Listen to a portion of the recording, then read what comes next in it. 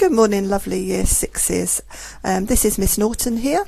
Just for those that don't know me, I am Clydesdale class teacher at Whitehorse Manor Junior. What I'm going to do is I'm going to be posting arithmetic revision daily for you. So I'm going to post 12 questions every day. All you're going to need for this is a pen and paper or whiteboard and pen, whichever you have available to answer some arithmetic questions. What I suggest you do, in a moment I will put up the 12 questions. I then suggest that you pause the video for 10 minutes while you work through and try and work out all the answers to the questions. After that time, you can restart the video and I will give you the answers and work through some of them with you. So here are your 12 questions for today. Make sure you have your pen and paper or whiteboard and pen to hand. Now pause the video for 10 minutes and work through. After the 10 minutes is up, resume the video for the answers. Okay, good luck. Okay, so here are your answers for today. As usual, I will go through some of the questions and show you how we arrived at some of those answers. So number one is a multiplication, 36 multiplied by 23. 36 multiplied by 23. So we will start with the units. 3 times 6 is 18. Carry the 1. 3 times 3 is 9 plus 1 is 10, making sure our columns are correct. Put our placeholder to go over to our tens column. 2 times 6 is 12. Carry the 1. 2 times 3 is 6 and 1 is 7. Add our totals together and we get an answer for number 1 of 828. Okay, moving on to number 2, a percentage question. 11% of 480. 11% of 480. So obviously we can't find 11% really in one go, so we need to split this up into finding 10% first of all, and then finding 1%. To find 10%, we divide our total by 10, so we do 480 divided by 10, and we know that means moving our decimal point in 1, so that equals 48. And then to find 1% of a number, we divide by 100, so we do 480 divided by 100, and this time 2 placeholders, we move our decimal point in 2, so we get 4.8. And then we add our 10% and our 1%, so we add our 48 and our 4.8.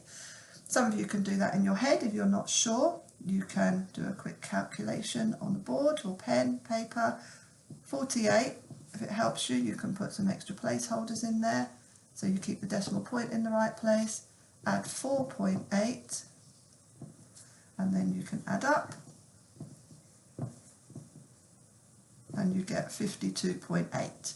52.8 or 52.80 is your answer for number 2 for 11% of 480. Okay, number 3 today, 1.5 times 16. So we had a similar one to this yesterday and I showed you 2 methods how to work this out. So 1.5 times 16, probably the easiest way to do this is to partition the 1.5 and multiply by the 16. So 1 times 16 is 16, half times 16, as we remember it's also half of 16, is 8, 16 plus 8 is 24. So if your answer to number 3 would be 24. Number 4, a division, 3/5 divided by 2. I went over this yesterday. Remember, as soon as you're dividing fractions, think of the letters KCF, KFC, and work through that. If you work through that, if you make your 2 over 1, and then do 3/5 divided by 2 over 1, and you work through K, F and C, your answer should be 3/10. Your answer for number 4 is 3/10. Okay, number 5, rounding the number 1, 2, 5, 4. It asks you to round to the nearest 10, 100 and 1,000. So to round to the nearest 10, we look at the 4 and we see to round to the nearest 10, we would get 1250.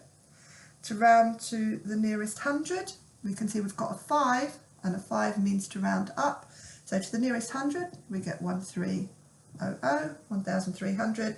And to round to the nearest 1,000, we've got a 2, so we round down. It's not going to go up to 2,000, we round down and your answer is 1,000.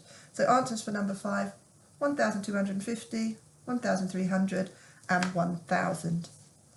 Number 6, we will have a look at a long division. I haven't shown you how to do one of those yet. So number 6 is 3315 divided by 15. 3,315 divided by 15. So we have a method in school where we use DMSB, in case we lose track along the way of what we're doing. We divide, we multiply, we subtract, we bring down.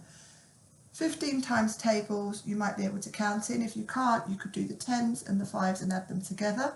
But for now, I will just add them like this, because 15s I can count in. Then, but don't go up higher than you really need to. I'll stop there for now. I can add more on if I need to. Right, and then if I write my calculation, I can begin. So 15 into 3, I can't do. 15 into 33 goes 1, 2. Okay, so now I multiply. 2 times 15 is 30. Subtract. And then bring down my next number. Okay, then I go back to the beginning. I go back to divide. 15 into 31 goes 1, 2. I go to multiply. 2 times 15 is 30. I go to subtract. And then I go to bring down, and this time I bring down my last number, which is the 5. I go back to the beginning, so I do 15 into 15 is 1. 1 times 15 is 15.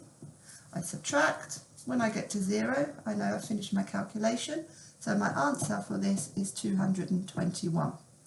Okay, of course, if you wanted to check your answer at the end, I know you would all then be doing an inverse. You'll be doing 221 times 15, and if you are correct, your answer would be 3315. Okay, so your answer there to number 6 is 221. Number 7, we did this with a division yesterday, but let's look at it the other way around. So today we've got 0.214, we've got multiplied by 1,000. So yesterday we looked at division and we realised our number should get smaller. When we're multiplying, obviously our number has to get bigger. So our decimal point will move to the right. Okay, we've got 3 placeholders, so we need to move our decimal point 1, 2, 3 places to the right. So it comes after our 214. So 0.214 times 1,000 is going to be 214. You don't need to really put the end bit on, but if it helps you, you can. Know your decimal point comes there. So your answer would be 214 for number 7. Number 8 is looking at 3 cubed multiplied by 2 squared. So 3 cubed looks like this. 3 dimensions, 3 times 3 times 3. And then you're going to multiply that by 2 squared. Okay, so work out this first. 3 times 3 is 9, times 3 is 27, 2 times 2 is 4, so you're going to do 27 times 4, which if you work out comes to 108. 108. So your answer to number 8 is 108.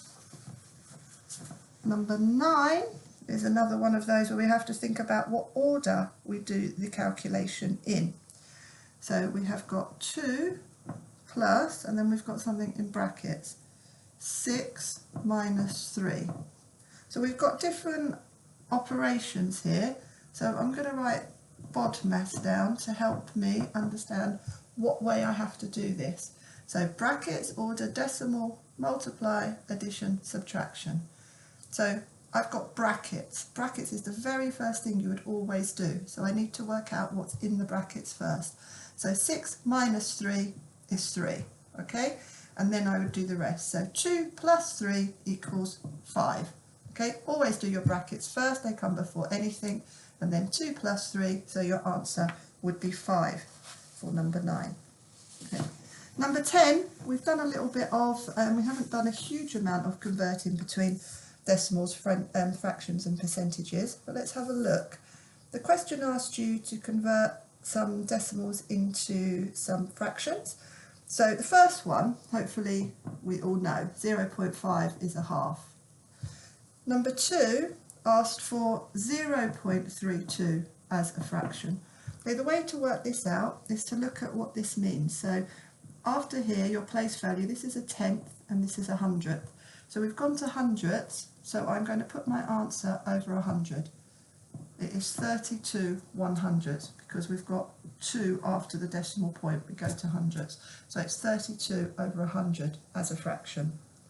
And then we could simplify that to 8 over 25th, 8 25ths by dividing the top and bottom by 4. The last one, 0.01, again, I've gone into hundredths. I've got 2 after the decimal point.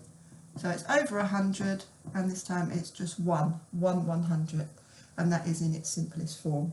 So the answers there would be a half, 8 25ths, and 1 over 100, or any equivalents for these two that you have. The next one is a little bit more tricky. Okay, number 11, when you are converting fractions to percentages, I'm trying to put this into a percentage, I need to turn it into a decimal first and then turn it into a percentage. So to get 5/6 into a decimal, I need to remember that this line here is also can be considered a dividing line. So what I'm saying here is 5 divided by 6. Okay, so I'm saying 5 divided by 6. And I'm remembering that that is also that number. 5 is also 5.00. And then I can start to work this out. 6 into 5 is 0. Put my decimal point in, and I have 5 remaining. 6 into 50 is 8. Remainder 2. 6 goes into 20 3 times. Remainder 2. You can see this is just going to keep going, so I'll stop there. So as a decimal, 5/6 equals 0.833. To turn it into a percentage, which is what the question asked, I need to multiply it by 100. Okay, we all know how to multiply by 100. Our decimal point goes this way. By 100, I move it 2 places. So 5/6 as a percentage becomes 83.3%. Okay. That is quite tricky. You might want to play that back a few times, make sure you understand it. To get from a fraction to a percentage, you need to go into a decimal first and then multiply it by 100. For the other question, which was, let me have a look, 3/5, I'll just give you the answer today, but we can do some more of these in future lessons. 3/5 would be 60%. 3/5, the answer would be 60%.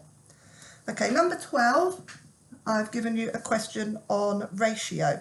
We did a little bit of ratio a few weeks ago in Year 6, and I gave you the question that there are 36 counters, red, blue and green, in the ratio of 4, 6 and 8. So in class, as soon as we hear a ratio question like this, we would start to draw out a bar model and label it. So we've got 36 counters, and the order, as we know, is important. Red, blue, green, 4, 6, 8. So 1, 2, 3, 4 is red, and then I had blue, which is 6.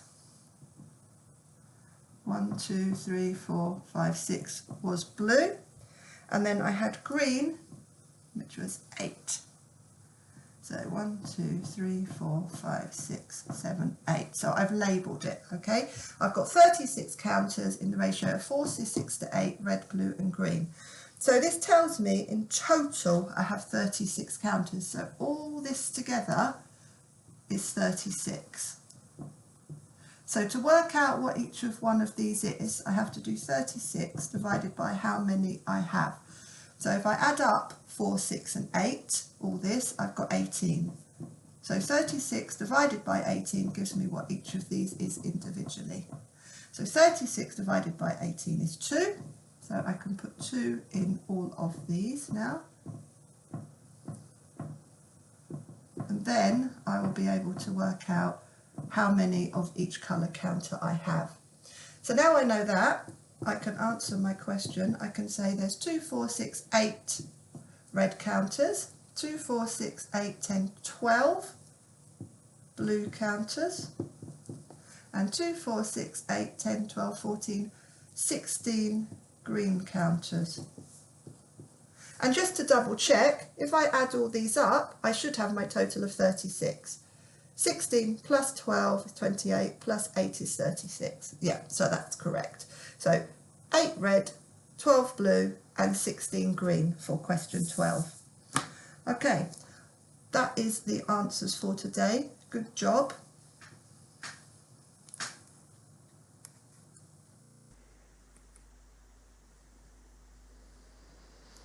So just to clarify, here are all the answers from today. Well done. Hope you're getting some, if not most of those right.